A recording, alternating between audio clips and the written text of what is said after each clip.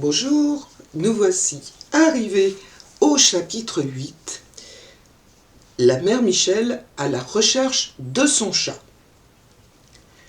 Plusieurs jours se passèrent dans une pénible attente, mais, comme le général Marlborough, le chat Moumoute ne revint pas. Le désespoir de Madame de la Grenouillère fut vrai, profond, sans cri, sans éclat, d'autant plus violent qu'il était concentré. Elle se rappelait sans cesse les gentillesses de Moumoute, son beau naturel, son attachement pour elle, son intelligence supérieure. Jamais animal ne lui avait offert un ensemble d'aussi brillantes qualités. Jamais un de ses précédents favoris ne lui avait causé d'aussi amers regrets. Généreuse dans la fortune, elle n'adressait point de reproches à la mère Michel. Elle cherchait, au contraire, à calmer cette pauvre femme qui s'abandonnait sans réserve à la douleur. Elle lui disait un soir « Que pouvez-vous contre un mal irrémédiable ? La sagesse de l'homme consiste à ne pas regimber contre le malheur, à se soumettre au décret du ciel. » « Je suis de votre avis, répliqua la mère Michel. Si je croyais, comme vous, au décès de Moumoute, je me résignerais sans murmure.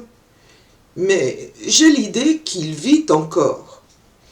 Je me le représente errant par la ville, en butte au mauvais traitement, aux casseroles peut-être d'une multitude effrénée. Allez, vous vous abusez, mère Michel. Moumoute est mort, autrement il serait revenu près de nous. Quelque chose me dit qu'il est toujours de ce monde, et si madame la comtesse voulait avoir de ses nouvelles, elle n'aurait qu'à s'adresser à qui donc ? À notre voisine, madame Bradamor, cette célèbre tireuse de cartes qui prédit l'avenir, enlève les taches de rousseur, lit dans le livre des destinées et guérit du mal de dents. Fi donc, mère Michel, comment vous, qui êtes une femme sensée, pouvez-vous avoir confiance dans les jongleries d'une intrigante ? Mais madame, je ne suis pas la seule. Les plus grands seigneurs rendent visite à madame Bradamor. Elle est plus savante et moins chère que ses compagnes, et ne demande que 20 écus pour vous faire voir le diable Astaroth. « Assez de grâce, répondit sèchement la comtesse. La mère Michel se tut, mais son parti était pris. Et dès qu'elle eut un moment de liberté, elle courut chez la nécromancienne. Celle-ci habitait un appartement spacieux et richement meublé, car elle gagnait beaucoup d'argent à tromper le public. Des tentures de velours noir, semées d'étoiles de clinquant, tapissaient son cabinet de consultation. Au centre, sur une table carrée, se dressaient des obélisques de fer blanc peint, des bouteilles de lait, des cornues et divers instruments de physique dont la prétendue sorcière ne connaissait pas même l'usage, mais qu'elle avait placé là pour imposer aux esprits faibles qui venaient la consulter. Elle montra d'abord quelque embarras à l'aspect de la mère Michel. Cependant, après avoir fermé une porte vitrée qui communiquait à d'autres pièces, elle revint saluer sa nouvelle cliente et dit d'un ton solennel « Que désirez-vous ? » Interrogez le présent, le passé et l'avenir. « Je suis à même de vous satisfaire, repartit madame Bradamor. Mais c'est le grand jeu que vous me demandez, et cela vous coûtera 3 écus. Les voici, je vous les donne de grand cœur. » Madame Bradamor, tout en regrettant de ne pas avoir exigé davantage, empocha l'argent et commença en ces termes. Quel est le mois et le quantième de votre naissance? Le 24 mai 1698. Quelles sont les premières lettres de votre prénom, de votre nom et du lieu de votre naissance? A, R, M, N, L, S. Madame Michel s'appelait Anastasie Ravageau. Elle était, depuis 12 ans, veuve de François Michel, en son vivant essayeur de beurre salé à la Halle de Paris. Elle était née à Noisy-le-Sec. Quelle est la fleur de votre choix? Le topinambour.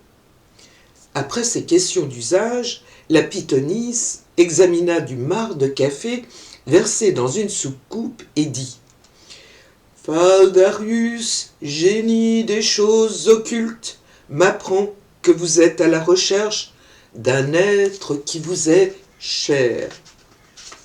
La mère Michel bondit de surprise sur sa chaise. Madame Bradamor ajouta: Cet être n'est pas un homme, c'est un quadrupède, un chien ou un chat.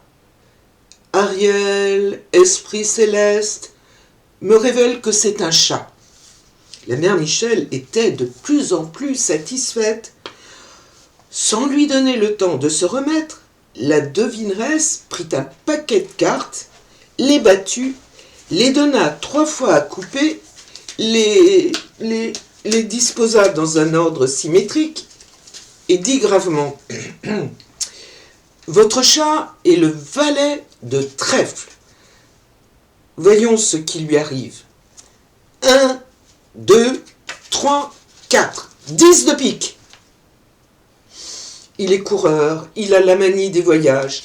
Il se met en route la nuit pour voir les curiosités de Paris. 1, 2, 3, 4. La dame de pique.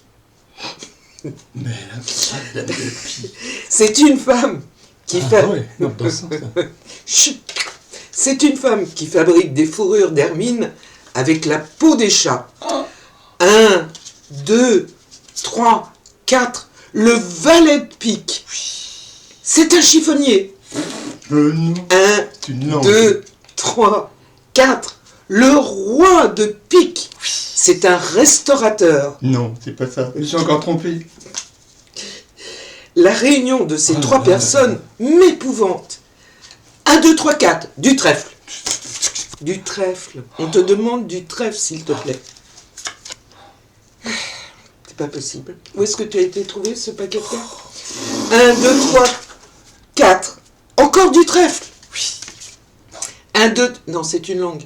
1, 2, 3, 4. Toujours du trèfle. Votre chat rapportera de l'argent à ces 3 personnes. Le chiffonnier veut le tuer pour en vendre la peau à la fourreuse et le corps au restaurateur qui l'offrira assez pratique en guise de lapin sauté. Le chat saura-t-il se soustraire à ses persécuteurs? Mais oui. 1, 2, 3, 4. 7 de pique. Oui. C'en est fait, madame. Votre chat n'existe plus. Comment ça, il n'existe plus? Non mais où? Bon, la cartomancienne est priée de quitter ce bureau, de manière à ce que je puisse terminer de lire cette histoire. Au revoir les enfants. Au revoir les petits enfants. Au revoir. Tu sais qu'un parapluie, ça porte malheur dans une maison. Bon, ouvert. Donc je reviens. 1, 2, 3, 4. 7 de pique. C'en est fait, madame. Votre chat n'existe plus. Ils l'ont mangé, les anthropophages, s'écria la mère Michel, atterrée par cette révélation. Et elle crut entendre un miaulement plaintif, dernier cri d'agonie de Moumoute. Mais ce n'était pas une illusion. Un chat avait miaulé. Il miaulait encore dans la chambre voisine. Un carreau de la porte vitrée fut tout à coup brisé en éclats, et Moumoute, en personne, tomba aux pieds de la mère Michel. Du haut d'une armoire, il avait aperçu sa gardienne affectionnée, l'avait appelée à plusieurs reprises, et comme elle ne lui répondait pas, dans son délire, il s'était précipité contre la porte, au travers de laquelle il venait de se frayer un passage. « Mon chat était chez vous, dit la mère Michel. Vous l'aviez volé. Mais ma maîtresse est puissante. Ma maîtresse est la comtesse Yolande de la Grenouillère. Elle vous fera châtier comme vous le méritez. » En proférant ces menaces, la dame de compagnie mit Moumoute sous son bras et se prépara à sortir. Madame Bradamor l'arrêta en lui disant « Ne me perdez pas, je vous en conjure, je n'ai pas volé votre chat. »« Mais comment se trouve-t-il chez vous ?»« Je le tiens d'un petit garçon nommé Faribol. Il m'a livré ce chat que je désirais avoir depuis longtemps et qui, par sa forme bizarre, par sa tournure, en quelque sorte surnaturelle, pouvait figurer avec succès dans mes conjurations kabbalistiques. Voilà la vérité, toute la vérité. Je vous en supplie, que votre maîtresse ne m'inquiète pas. Madame la comtesse agira comme elle l'entendra, répondit avec hauteur la mère Michel, et elle disparut avec son chat. Elle ne fit qu'un pas de la maison Bradamor à l'hôtel. On eût dit qu'elle possédait les bottes de 7 lieues du Petit Pousset. Elle ne s'arrêta que dans le salon, où elle arriva haletante et sans pouvoir prononcer un seul mot. Elle montra Moumoute à madame de la Grenouillère. Celle-ci, en reconnaissant l'animal, poussa un cri de joie si retentissant qu'on l'entendit jusque sur la place du Carrousel. Lustucru assistait à cette scène touchante. À l'aspect du chat, il fut tellement abasourdi que sa raison s'égara un moment. Il s'imagina que ce chat, tant de fois sauvé, était un être fantastique, capable de parler comme les bêtes des contes de fées. Et il se dit en frissonnant « Je suis perdu. Moumoute va me dénoncer. » Et bien voilà la fin du 8e chapitre. Et nous arrivons à ce qui est marqué la conclusion. Vous allez connaître le sort définitif et de Moumoute et de Lustucru. Donc, à très bientôt pour la suite et la fin des aventures de Moumoute. Je vous embrasse, à très bientôt, au revoir.